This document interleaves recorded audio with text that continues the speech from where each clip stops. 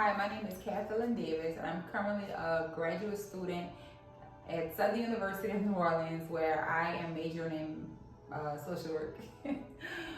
On my TED Talk today, I'll be talking about trauma in urban Southern families. What is trauma? Trauma is deeply distressing or disturbing experience that overwhelms an individual's ability to cope, causing feelings of helplessness, loss of control, and fear. Everyone has experienced some level of trauma, whether it's trauma within your relationship, whether it's trauma within your family, trauma on your job. Trauma triggers can be the smell of someone's scent. It can be certain scenery, maybe music, or maybe a situation that your friend or your family member is going through that you've gone through. So everyone has experienced trauma. Trauma frequency in urban versus rural areas. So the definition of trauma frequency, it refers to how often trauma occurs within specific populations or environments. Urban areas, high exposure to violence, crime, community-related stresses, increased prevalence of poverty, housing instability, and systematic inequalities. In the rural areas, is lower frequency of community violence with high exposure to natural disasters, isolation and limited access to mental health resources, which can also intensify trauma's effect. The comparative insight: urban areas often experience a higher acute trauma, example, violence. In rural areas, face prolonged chronic trauma due to geographic and resource barriers.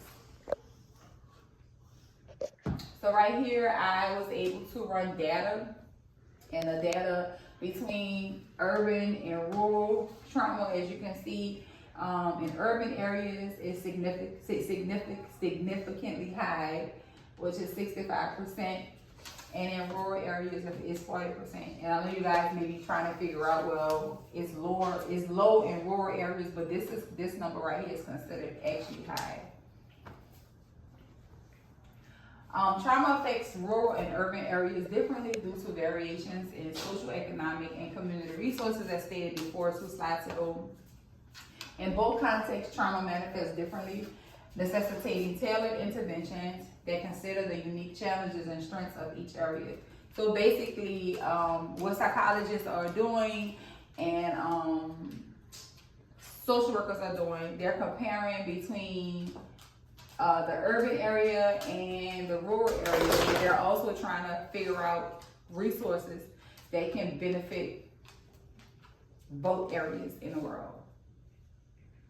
Understanding trauma and stressor-related disorder. So the graph we just went over, it was a visual representation of trauma, which, as stated before, in the urban areas is 65, rural areas is 40. And so the bullet points, just to break it down, there's higher trauma, of course, in urban areas because of violent crimes, lack of resources, even in our schools. Rural areas, the lower trauma rates, but they're still significant within unique stresses such as isolation, lack of healthcare access, and limited social support networks. Trauma in families, especially in urban areas. In more of your urban areas, your inner city, families in urban areas often experience, as stated before, multiple stressors, which includes poverty, violence, substance abuse, the lack of access to mental health resources. This can also negatively impact children's development, leading to long-term emotional behavior and academic challenges, which we're seeing a lot in the public schools. And it can occur where trauma is passed down through generations. So that's basically called generational trauma. So what I was able to do, I was able to create a chart. And this chart is the intergenerational trauma. And so this is surviving European war, surviving slavery and racial violence in the American South, surviving famine and oppression in British India. So this is Jane's great-great-grandparents. And so this is a trauma that's passed, which is PTSD, alcoholism, sexual abuse, emotional repression. This is Ashanti's great-great-grandparents. The trauma past is abandonment, domestic violence, low self-esteem, CPTSD, and this is Ashak's great-grandparents, poverty, self-shame, severe anxiety, and depression. So this is just basically just an example of what generational trauma looks like. And generational trauma can go from your parents to your great-grandparents, your great-great-grandparents, and beyond.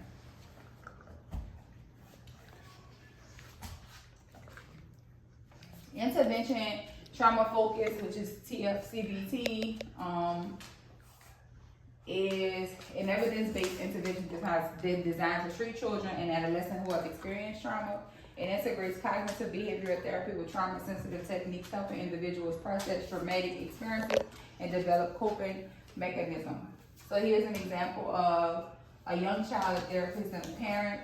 And so it's very important for the parents to be a part of the therapeutic session, because those same resources can be taken home and become a practice when the therapist is not there. TFCBT model, which is thoughts, feelings, and behaviors, and they all intertwine together. So cognitive restructuring thoughts, which starts up here, then your emotional regulations, that's your feelings, behavior activation, that's your behaviors. And so this represents the cognitive aspect of TFCBT, where cognitive restructuring occurs. The child learns to challenge and refrain from their trauma-related. Feelings is part emphasized emotional regulation, understanding how you're feeling, owning your feelings, and knowing that there is an emotion that's tied with your feeling. The behavior, this is where the behavior activation takes place. The child engages in positive behaviors that help reduce trauma-related symptoms. The skills required, which is most important, is building a rapport. Without a rapport, you can't have a successful session with your client. Establishing a trusting relation with the child, not only the child but the family. I also feel like the community that they're in, so it can, their school, if they're in the after book club, if they play park ball, like all of those components are vital. Psychoeducation, teaching the child and family about trauma and its effects. A lot of times family are not aware that trauma is even a part of what their experience is. Also, gradual exposure, assisting the child in confronting trauma-related memories or situations in a safe way. Parent involvement, empowering caregivers to support their child's healing process. I have company, as you can see. Evidence supporting TFCBT. Research found that studies showed TFCBT significantly reduces PTSD symptoms and improves emotional and behavior functioning in children. For example, research includes diverse samples focusing on urban children and families from various ethnic backgrounds. Also, it is an improvement to be reliable and valid across different cultures, demonstrating strong therapeutic outcomes, which is very, very vital for the well-being of anyone, child and or adult.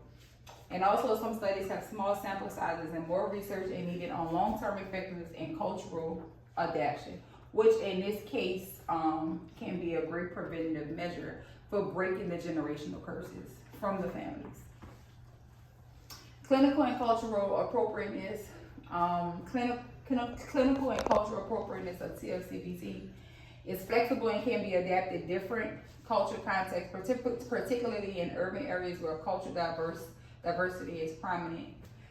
Clinicians must be aware of their cultural attitudes towards trauma, mental health, and therapy. This one right here really stands out to me. I'm a firm believer that everybody comes from their own community, and we may not share the same lenses, but especially when you work in this field, empathy and grace is vital, but also educating yourself on who you are rendering services to, especially when you are not accustomed to the world that your client may come from.